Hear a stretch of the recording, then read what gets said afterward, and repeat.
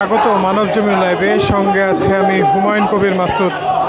এই মুহূর্তে আছি রাজধানীর শাহবাগে এবং অল্প কিছুক্ষণ সময় আগেই সাধারণ শিক্ষার্থী ছাত্র জনতার নেতৃত্বে একটি মিছিল এখানে শুরু করেছিল এবং এখানে যে শাহবাগ ব্লকেট ঘোষণা, সেই ব্লকেট ঘোষণাটি ইতিমধ্যেই তারা করে এখানকার যে সড়কগুলো, সেই সড়কগুলোর যেই সড়কের যে মূল পয়েন্টগুলো রয়েছে সেগুলো বন্ধ করে দেওয়া হয়েছে এবং তারা কিন্তু তাদের যে স্লোগান দিয়ে তাদের অবস্থান, সেই অবস্থানগুলো তারা এখানে উল্লেখ করছেন।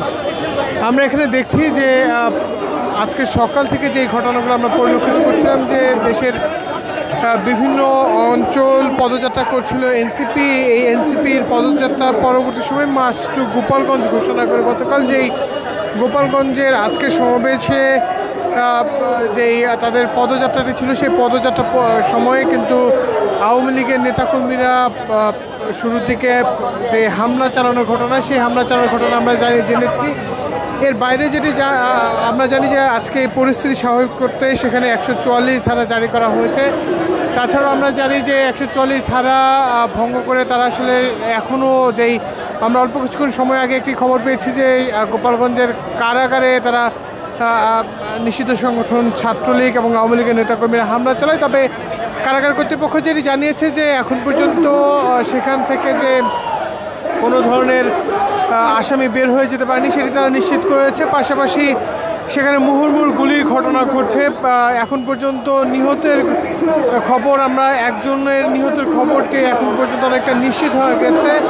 তাছাড়াও আমরা যেমনটি জানি যে তাদের আজকের অবস্থানটি এখানে তারা বলছেন যে গোপালগঞ্জে হামলার যে বিষয়টি, সেই হামলার বিষয়টিকে তারা ন্যাক্কারজনক অবস্থান ধরেছে বলছেন। পাশাপাশি তারা বলছেন যে গোপালগঞ্জে হামলা করে আওয়ামী লীগের যে পূর্বের পরিচয় তারা বলছেন। এবং আজকে কিন্তু দীর্ঘ 11 মাস পর, অর্থাৎ যেই জুলাই মাসের ঘটনাগুলো, সেই ঘটনাগুলো নেই এই বছরের আজকের দিনে যে আওয়ামী লীগের বিরুদ্ধে স্লোগান, সেই স্লোগানগুলো আমরা লক্ষ্য করতে পারছি। ইতিমধ্যে আমরা এখানে যেটি দেখছি যে শাহবাগ ব্লকের বিভিন্ন স্থান থেকে নেতাকর্মীরা এসে যুক্ত হচ্ছেন।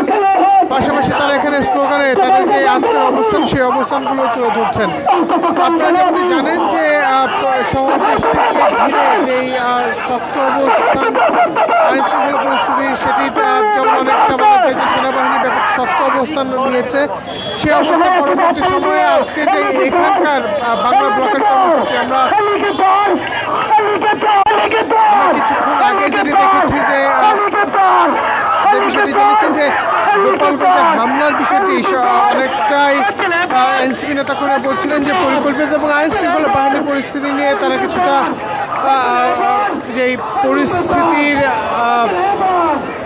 বিষয়টি, যে আইন শৃঙ্খলা পরিস্থিতির প্রশ্নবিদ্ধ বিষয়টি, সেখানে এটি দেখা যাচ্ছে।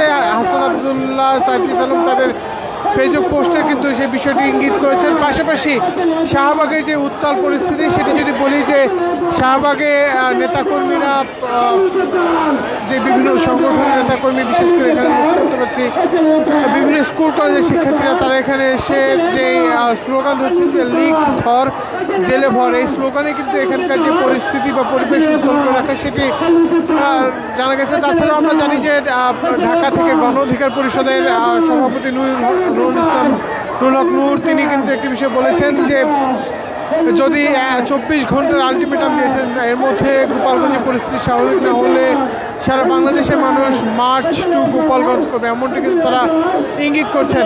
ইতিমধ্যে আমরা যেটি দেখছি যে শাহবাগের যে পরিস্থিতি, সেই পরিস্থিতি শিক্ষার্থীদের দখলে নিয়ে তারা যে স্লোগানগুলো, সেই স্লোগানগুলো দিচ্ছেন। আমরা এখানে শিক্ষার্থীদের যে অবস্থান, সেই অবস্থানটি দেখতে পাচ্ছি। তারা মূলত এখানে স্লোগানের মাধ্যমে তাদের যে প্রতিবাদ, সেই প্রতিবাদগুলো জানাচ্ছেন। মূলত এখন পর্যন্ত এই ছিল আমার কাছে এখান থেকে সর্বশেষ। ধন্যবাদ সকলকে।